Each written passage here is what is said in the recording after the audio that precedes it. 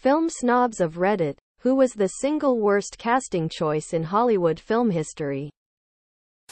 Pete Davidson, in that Taco Bell advert here. I dunno about worst of all time, but Julia Roberts in Michael Collins was super jarring. Her Irish accent was willy-nilly, and when it was on it was still pretty terrible. Plus she just looked out of place. Like they dropped a supermodel into the middle of the Irish Civil War. Not that there weren't good-looking people in Ireland at the time. But you shove a big name and face like hers into a historical period piece like that. You're just asking for trouble. Shoulda went with an Irish actress. Mark Wahlberg in the Cary Grant role in the remake of Charade. The truth about Charlie. The whole thing was a train wreck. And a disgrace to everyone involved save maybe Thandie Newton. But none of it was worse than Marky Mark in the male lead. Edit. To save my film snob card from revocation, I have been reminded it is, as of the past year, to be spelled Thandie Newton. I'm not enough of a platinum level snob to even guess how that's pronounced. Edit 2. For the disbelievers. https www.imdb.com/title/tt02707007/ Edit 3. Thank you kind stranger for the award. John Wayne as Genghis Khan. Maria Bello in The Mummy 3. Replacing Rachel Weisz. It would have been better to say Evelyn died than to use Maria Bello. Justin Chatwin as Goku. What are some disadvantages of being a man? Being considered a creeper by society while just trying to raise my little girl. Single dad of a daughter. And a really large guy. Hanging around playgrounds while she plays is a fun experience. Or Chuck E. Cheese. The non-existent invitations to playgroups. Oh. And let's not forget the school calling the non-custodial. Doesn't care to see her daughter more than every couple of months mother first about anything. Hair. Too much at the wrong places, too little on the right ones. Baldness. While most men can't, certain men can make it work for them. The constant feeling that crying is a crime.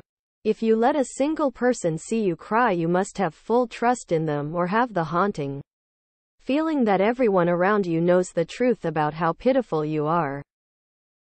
Child custody. I have friends who are amazing men and their ex-wife is just the worst. One story in particular.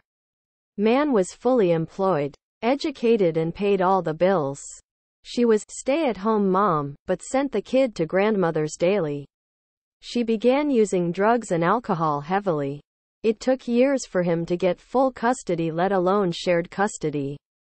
It took 4 separate negligent circumstances where the mother left the child in harm's way before finally rewarding full custody. My friend's lawyer said all you can do is photograph and document and hope it will be enough. Since then she now has supervised visits as the neglect continued even during the days she had her son over. She's off drugs and alcohol now. Good for her. But she will still last second cancel having her son over because, and I quote my friend, better plans came up. The pressure I have to support my family. Work through the pain of my body I ruined in the military, and I have to appear to be happy. If I told people about the weight I feel every day, they would laugh at me. It hurts so bad and I'm not sure how much longer I can keep this up. The stress that causes keeps me awake at night. What's your unpopular rock music opinion? Certain rock bands' secret for their it factor is just that they had a jazz drummer. They make decent tracks great and great tracks timeless. It's okay to not like certain periods of a band, it doesn't make you less of a fan. People care way too much about what genre a certain band or artist is. You can like both rock and metal and not give a fuck about where the line is drawn between hard rock and metal. There's so many times where I'll say I like an artist and someone will be like, actually, their genre is this. And I'm like, well buddy, I love that genre too. I'm no less of a metal fan for liking songs or artists that are considered more rock. No less of a rock fan for enjoying heavier music. I'd gaff if a band sells out or not. If I like their songs, I like their songs. Rock and metal can be as bland and soulless as shitty pop music. In fact, a lot if it is. Tattoos and an electric guitar don't make you cool if you are singing about your sugar baby. Butterfly. People who are supporting Russia in the ongoing war with Ukraine, why? Remember, by controversial bois. Russian here. Obviously against the war. But here's why I think some support it. 1. Propaganda is really good at abusing cognitive biases that all humans have. For example, there is a known truth in repetition bias. If a person hears the same bit of info over and over from multiple sources, after a while their brain just gives up and accepts it as fact. This is a blunt, brute force way to just beat an idea into people's heads. And yeah, it works.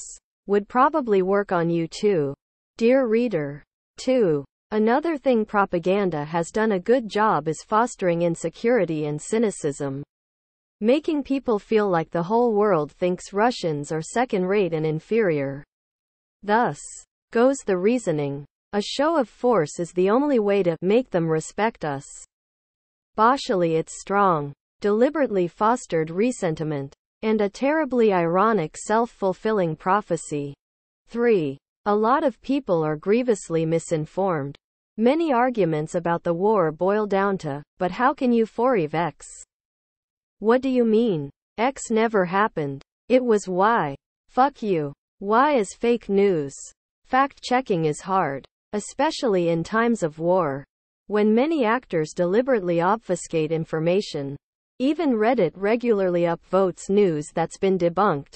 What, then, can you expect from less informed people with limited information sources?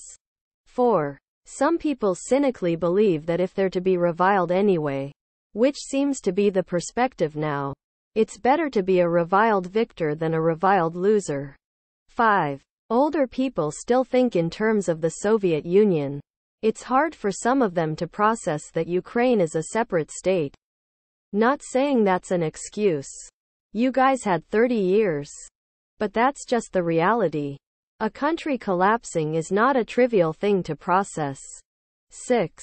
Russia doesn't actually have a, shall we call it, driving idea. It's a toothy neoliberal capitalist state with staggering income inequality and high levels of corruption that's built on the ruins of a state that promised and failed to deliver equality for all. That used to be a superpower and was very technologically and industrially advanced. But what are we now?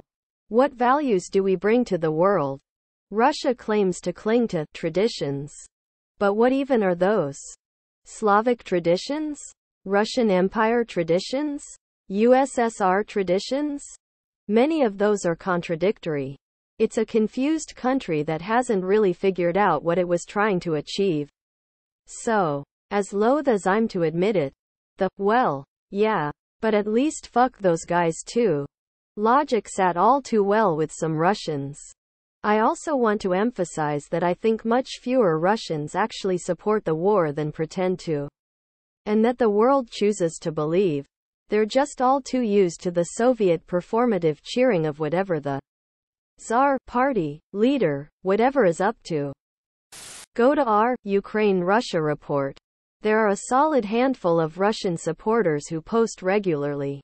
They will answer plain as day. Russian here. Can answer you why people are doing this. 1. One relative is glued to a TV. So much that he doesn't eat. Drinks coffee all day. And listening to propaganda all day long. 2. Second relative is afraid of NATO and behaves on this fear illogically. Like, we should defeat Ukraine. NATO will kill us all anyway. 3. Coworker is just stupid and IDK his reasoning. But ha ha ha. He's deeply scared of mobilization. I do not support Putler. But heck, people here make it really easy to think that all want us dead. especially on world news. Edit. And I don't support the war. It's just my 2 cents. Edit 2. So many upvotes. Wow. Thanks all. Gotta love all the answers from the people it was meant for. My Turkish barber was going off on one last time I got a haircut about how the US was the one stirring up trouble in Russia's neighborhood. Subscribe, my brothers.